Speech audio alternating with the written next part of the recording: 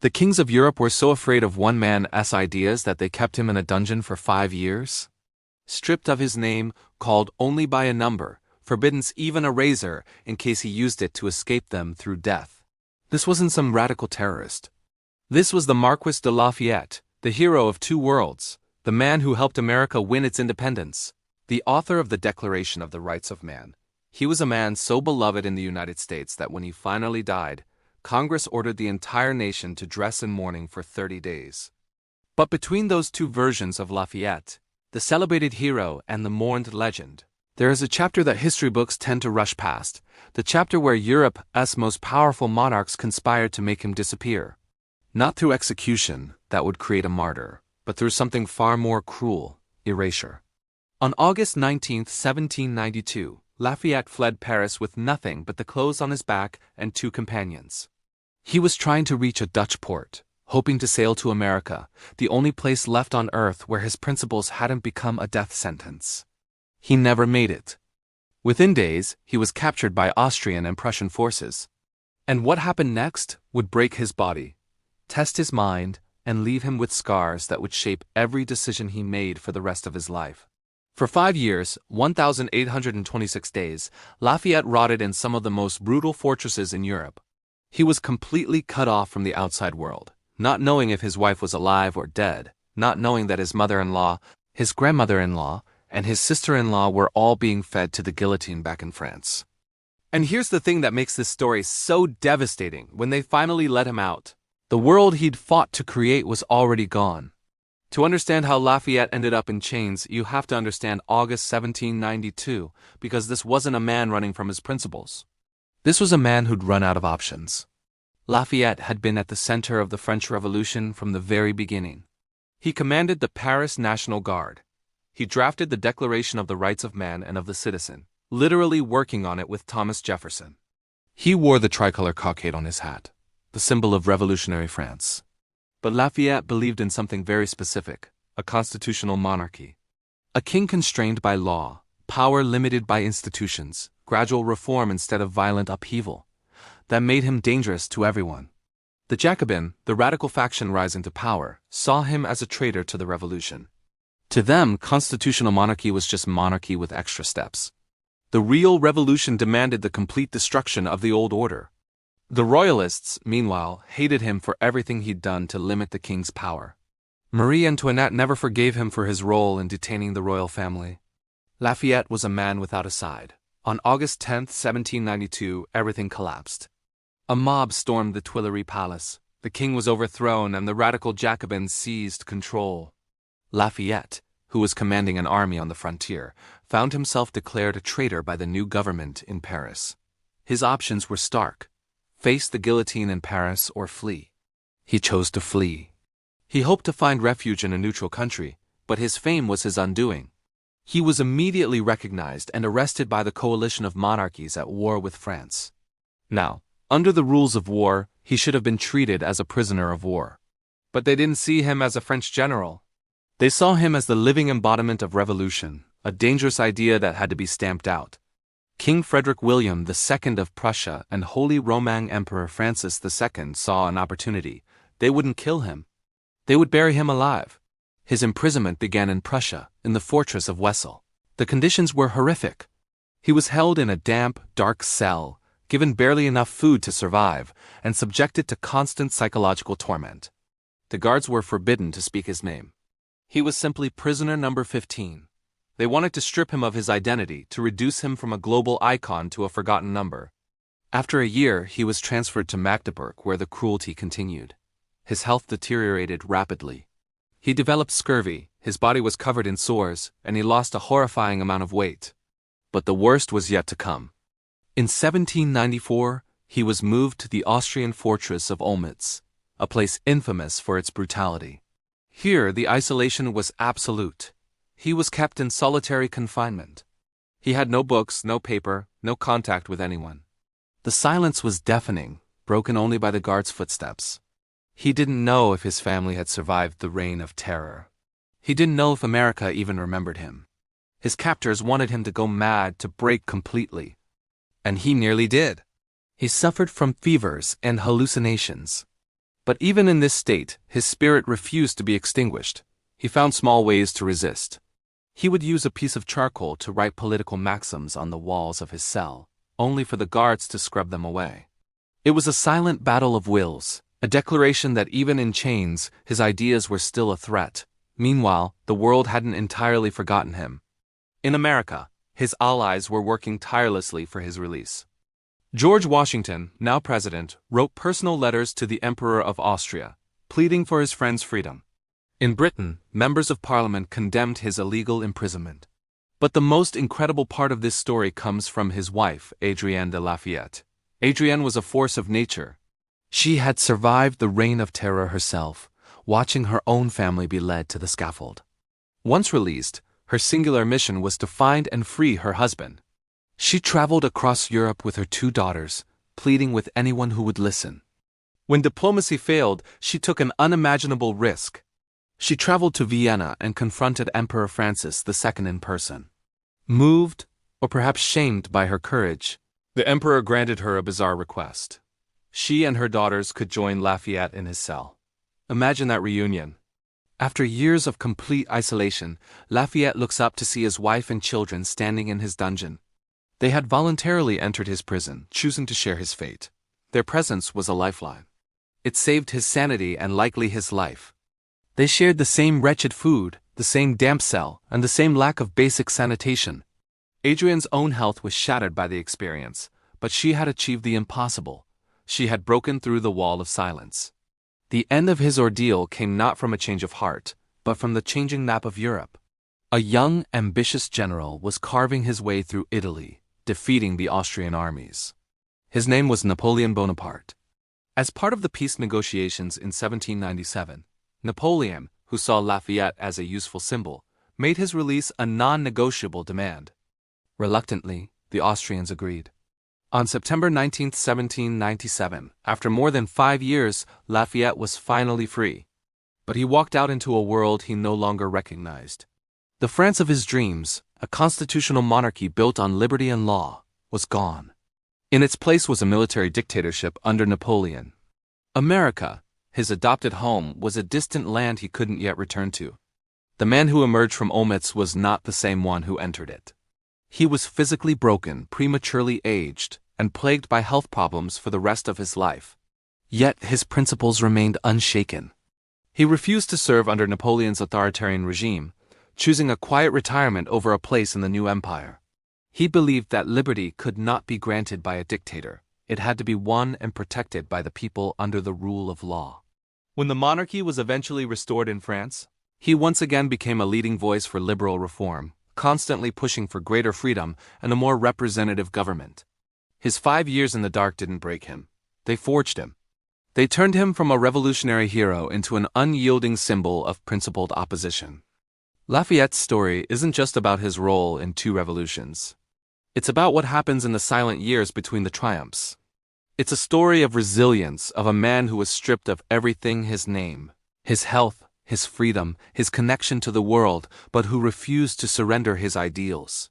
He paid a terrible price for them, a price that is often overlooked. But it's in that darkness, in that forgotten dungeon in Olmütz, that the true measure of the man is found. A Parisian mob stormed the Tuileries Palace, the royal residence. This wasn't a protest, this was an invasion. The Swiss guard defending the palace was slaughtered. The royal family fled. And in a single day, the constitutional monarchy Lafayette had spent years trying to build was obliterated. The assembly abolished the monarchy entirely. The king and queen were thrown into the Temple prison. France lurched towards something new, something far more radical and far more bloody. Lafayette saw the writing on the wall. 4 days later, on August 14th, the Minister of Justice, a man named Danton, issued a warrant for his arrest. Other moderate deputies were already being purged. Some had already been executed. Staying in Paris meant one thing: the guillotine. So Lafayette ran. But here's where his story takes a turn that honestly feels almost too cruel to be real. He wasn't just trying to escape, he had a plan. He would cross into the Austrian Netherlands, modern-day Belgium, which was technically neutral territory. From there, he'd find passage to America, to the one place where people still believed in the revolution he'd imagined.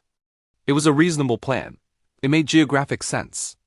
It was also catastrophically wrong because Lafayette had miscalculated something fundamental.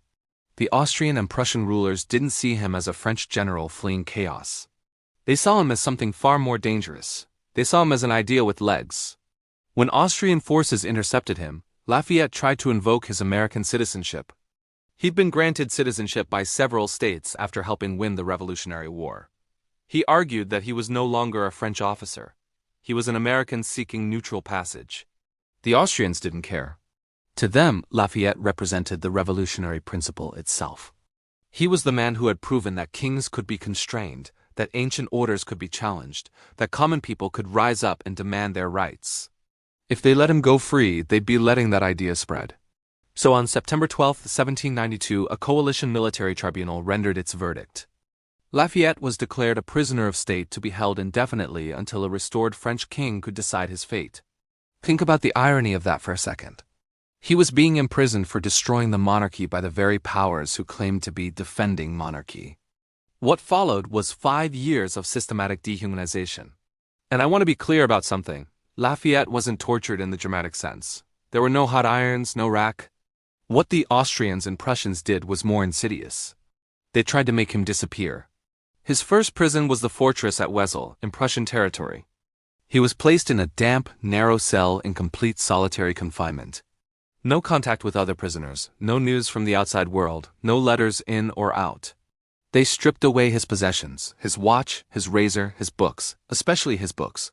He'd been carrying works on democracy and philosophy. Those were the first things to go. And they took his name. From the moment he entered that cell, the guards called him only by his prisoner number. Not General Lafayette, not the Marquis, just a number. He was no longer a person. He was an entry in a ledger. Meanwhile, outside those walls, the world Lafayette knew was being erased. The ragged French revolutionary armies defeated a Prussian force at Valmy. France declared itself a republic. Louis XVI was executed in January 1793. Marie Antoinette followed in October. Robespierre and the Jacobins seized control and launched what would become known as the Reign of Terror. Approximately 40,000 people were executed, often in grotesque public spectacles, the guillotine blade falling again and again in the public squares of France. Lafayette knew none of this. Sitting in his cell in Wesel, he had no way of knowing that the revolution he'd helped start had devoured itself. No way of knowing that his wife's family was being systematically destroyed. After 3 months, they moved him to Magdeburg, an even more secure fortress. He would stay there for exactly 1 year in similar miserable conditions. Still no contact, still no news, still called only by a number. Then came Nice, a fortress town near Poland, even more remote, even more secure, and here, conditions worsened. His health began to fail. His captors were trying to break not just his body, but his spirit. They wanted to erase the very idea of Lafayette from the world. But they underestimated him. And they underestimated the power of the idea he represented. While he was being moved from one prison to the next, word of his capture had spread. And in the United States, his adoptive country, people began to ask a simple question. Where is Lafayette? His American friends, people like George Washington and Alexander Hamilton, began a quiet diplomatic campaign. Newspapers wrote articles demanding his release.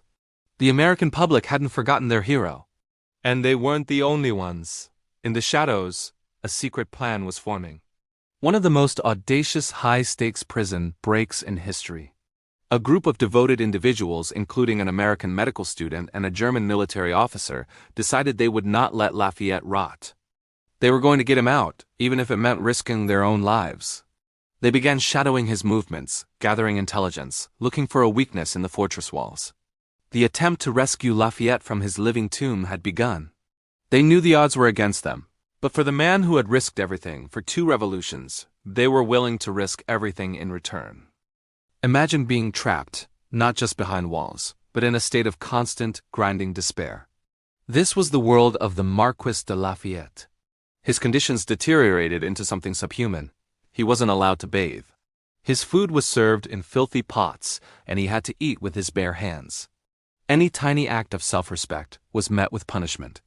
The psychological warfare was relentless.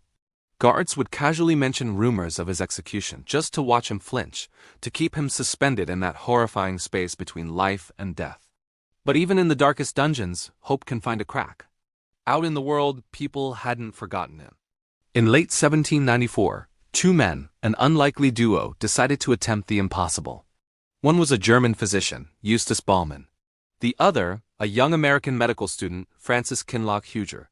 They heard about Lafayette's plight and simply decided they had to act. It sounds like something out of a movie. They managed to make contact with Lafayette through a sympathetic prison surgeon. They studied the fortress's routines, arranged for getaway horses, and concocted a desperate last-ditch plan. On November 8, 1794, their moment came. During Lafayette's brief exercise period, he was being moved in a prison carriage. Ballman and Huger launched their attack, overwhelming the guards. For a few frantic, heart-pounding seconds, it worked. They got Lafayette onto a horse. He was riding, he was escaping. And then, just as quickly, it all fell apart. In the chaos and confusion, Lafayette galloped in the wrong direction. Within moments, he was recaptured. The fortress commandant was absolutely furious. He threatened to hang Ballman and Huger right outside Lafayette's window, to force him to watch. Thankfully, they were sentenced to 6 months of hard labor instead. But for Lafayette, the damage was done. For one brief, shining moment, he had tasted freedom. He'd felt the wind on his face, the power of the horse beneath him. And then it was ripped away. The imprisonment that followed was even worse than before. In May 1795, he was handed over to the Austrians and transferred to the fortress of Olmütz in Moravia. This was the most remote, most secure prison yet. This is where the real nightmare began. Olmütz was designed for one purpose: to make Lafayette disappear forever. The fortress was a maze of ditches, ramparts, and constant patrols. His cell was perpetually damp, a place where the cold seeped into your bones. The psychological torture was refined into an art form. Random searches at all hours, constant surveillance, a deliberate, agonizing uncertainty about his fate. Would he be released? Executed? Or just left to rot until he was an old man? He was still just a number, not a name, completely cut off from the world. His body began to fail. After 3 years locked away, he was a shadow of his former self, ravaged by chronic illness and weight loss. But as heartbreaking as his story is, his wife Adrienne was enduring her own special kind of hell back in France. After Lafayette fled, the revolutionary government branded him a traitor. His property was seized, and his entire family was marked for death. Adrienne's grandmother, her mother, and her sister were all arrested. On July 22, 1794, all three were sent to the guillotine, consumed by the same revolutionary fervor that had once celebrated their family. Adrienne herself was thrown into prison, first at Brioude, then at La Petite Fourche in Paris, a place that was essentially a holding pen for aristocratic women waiting for their turn at the blade. She was scheduled to die. What saved her was a bold and brilliant move by an American. Elizabeth Monroe, the wife of the American minister to France, James Monroe, visited Adrienne in prison. She made a very public, very loud announcement that she would be returning the next day. It was a calculated risk. Not wanting to sour relations with the United States, the French government hastily reversed Adrienne's death sentence. She survived, but she was broken, her health permanently shattered by the trauma. And here is where Adrienne's story becomes truly extraordinary. After her release in January 1795, she didn't flee to safety. She didn't try to rebuild her life somewhere else. Instead, she did the one thing that defies all logic. She petitioned the Austrian emperor himself for permission to join her husband in prison. Let me say that again. She asked to be imprisoned.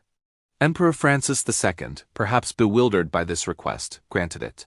In October 1795, Adrienne and her 2 daughters, Anastasie and Virginie, arrived at the gates of Olmütz.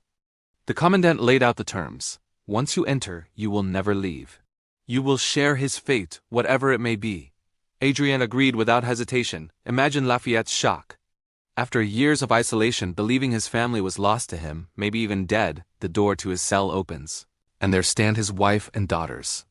It was a moment of unbelievable joy, quickly followed by the crushing reality of their situation. They were now all prisoners together. Their reunion was in a cold, damp cell. The conditions were appalling.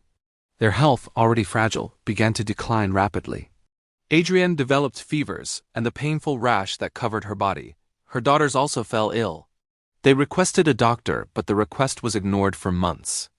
Meanwhile, the world hadn't entirely given up. The story of the failed escape attempt had spread, and public sympathy for Lafayette grew. Political pressure mounted on Austria, particularly from the United States. George Washington himself wrote personal letters to the Austrian emperor, pleading for his friend's release. But the emperor was unmoved. It was a young, ambitious French general who would ultimately hold the key. His name was Napoleon Bonaparte. As Napoleon's armies swept through Italy in 1797, defeating Austrian forces, he found himself in a position of incredible power. During the peace negotiations at Leoben, the French delegates, instructed by Napoleon, made Lafayette's release a non-negotiable condition of the treaty. Napoleon didn't particularly like Lafayette. He saw him as a naive idealist, but he understood his symbolic importance.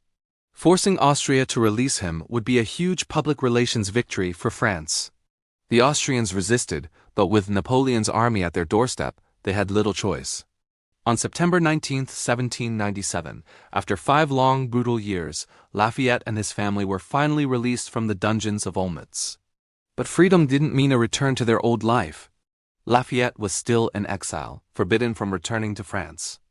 The family lived in exile in Holstein, and later in the Netherlands. It wasn't until Napoleon's coup in 1799 that the ban was lifted, and Lafayette was finally able to return to his homeland. He bought a small estate, La Grange, outside of Paris, and tried to settle into a quiet life as a gentleman farmer. But the woman who had shared his dungeon, who had sacrificed her own freedom for him, would never fully recover. Adrienne's health was destroyed. She suffered from chronic pain and illness, a direct result of her time in prison. On Christmas Eve of 1807, surrounded by her family, Adrienne de Lafayette passed away at the age of 48. In her final moments, she was delirious, but her words were clear. She looked at Lafayette and said, "I am all yours." Her love had been her strength, a force that took her into the depths of a prison and sustained her husband through his darkest hours. Lafayette would live for another 27 years. He would even return to America one last time for a grand tour, where he was celebrated as the last surviving hero of the Revolution. But he never remarried. He wore a locket with Adrienne's portrait around his neck for the rest of his life. When he died in 1834, he was buried in Paris in a private cemetery next to Adrienne. And following his last wish, the soil covering their graves was brought from Bunker Hill, in America. It's a story of incredible suffering, but also of a love and devotion so powerful it could not be broken by chains, by walls, or even by the shadow of the guillotine. It's a testament to the resilience of the human spirit in the face of unimaginable cruelty. What happened to Lafayette after his 5 years in prison tells you everything you need to know about what that ordeal did to him. It didn't break him, it forged him. When Napoleon Bonaparte seized power in November 1799, Lafayette initially felt a flicker of hope.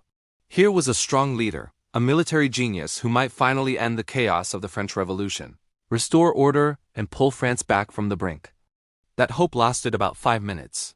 See, Lafayette had spent 5 years rotting in an Austrian dungeon specifically to resist a dictator. He was the man who had drafted the Declaration of the Rights of Man. He believed, deep in his bones and in his broken body, that power must be constrained by law. And Napoleon had no intention of being constrained by anything or anyone.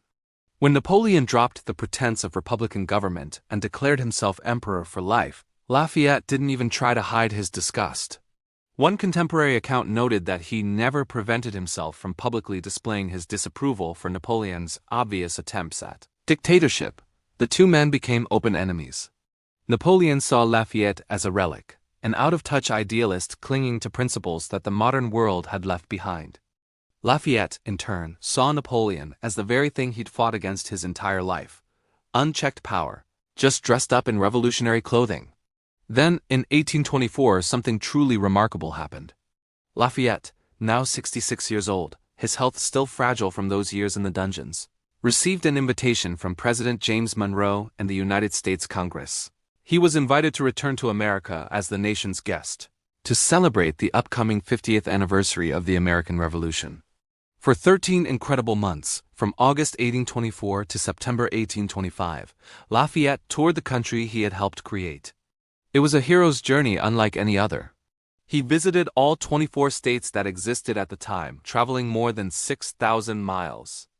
In every city, New York, Philadelphia, Boston, Charleston, he was greeted with massive parades, lavish banquets, and heartfelt celebrations. He was a living legend, the last surviving Major General of the Continental Army. He stayed at the White House as a guest of the president.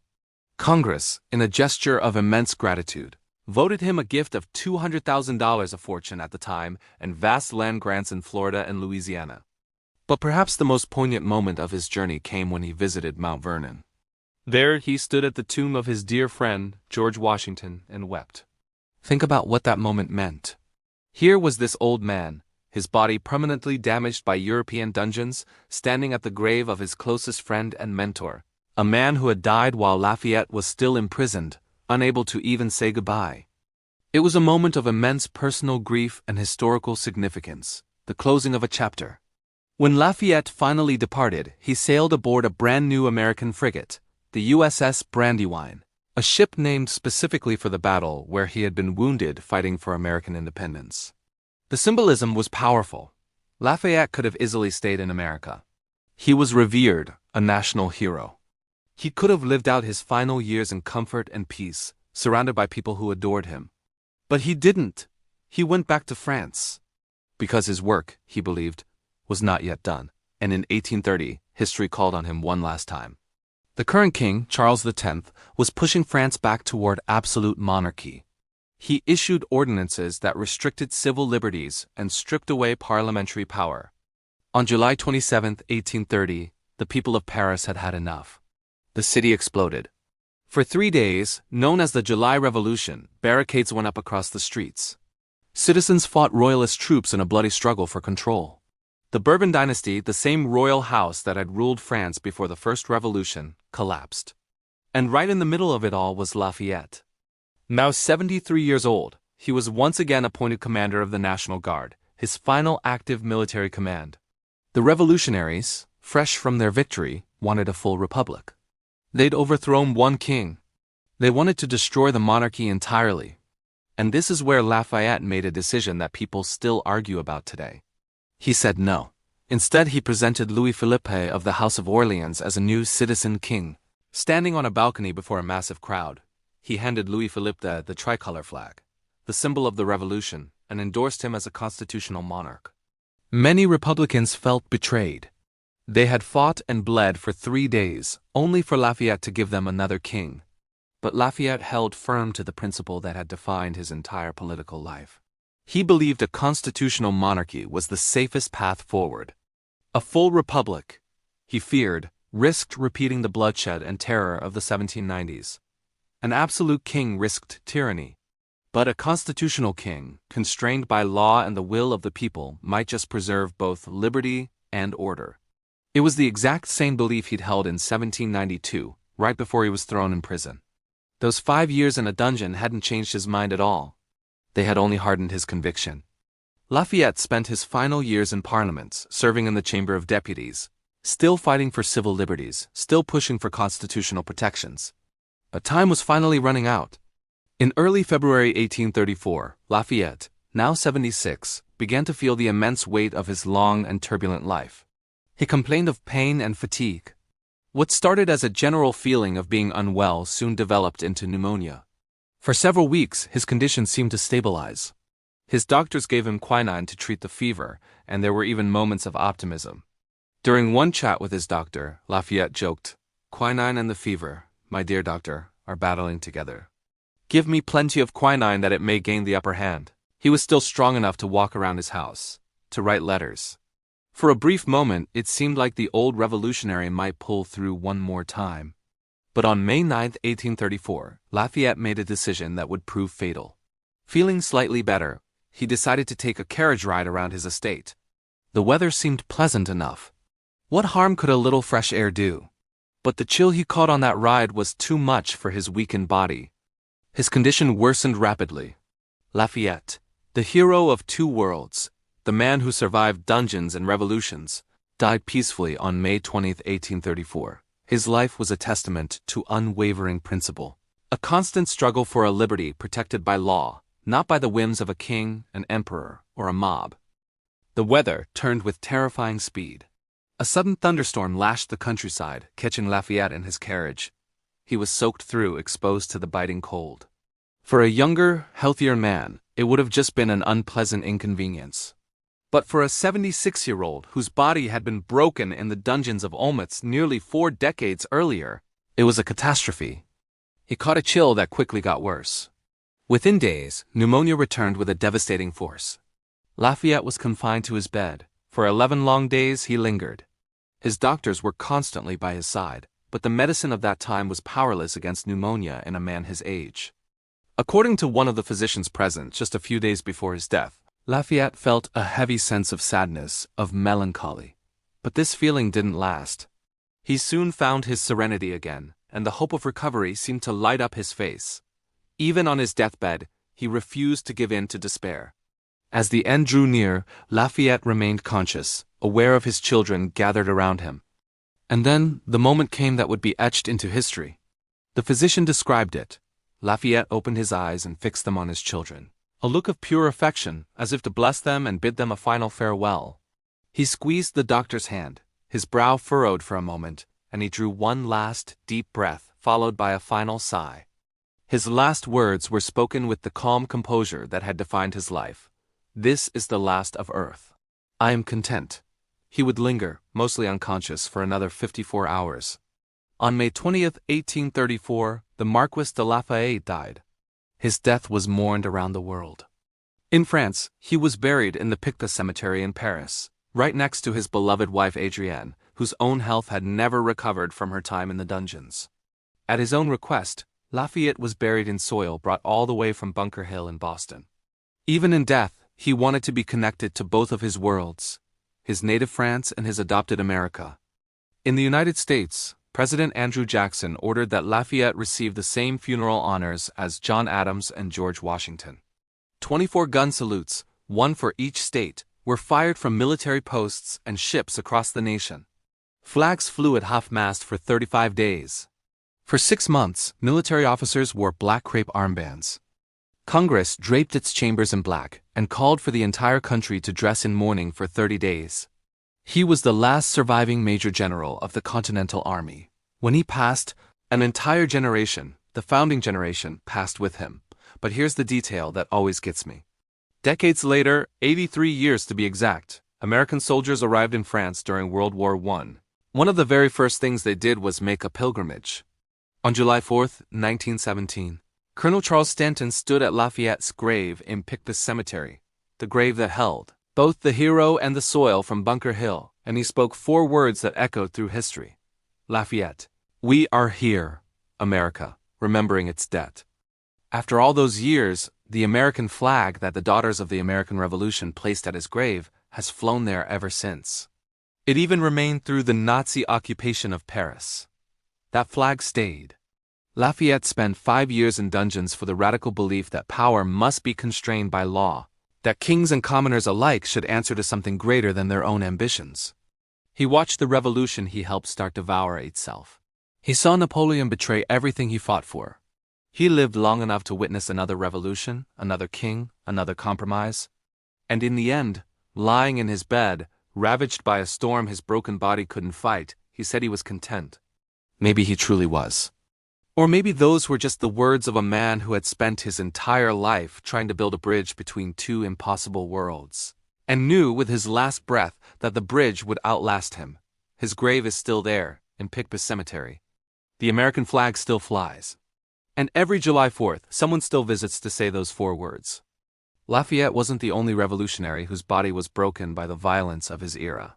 Another man, someone Lafayette knew well, in fact, the man who signed the arrest warrant that sent him fleeing from France, met an even darker fate. His name was Danton, and his final days reveal something terrifying about what happens when revolutions start to consume their own. Thanks for watching.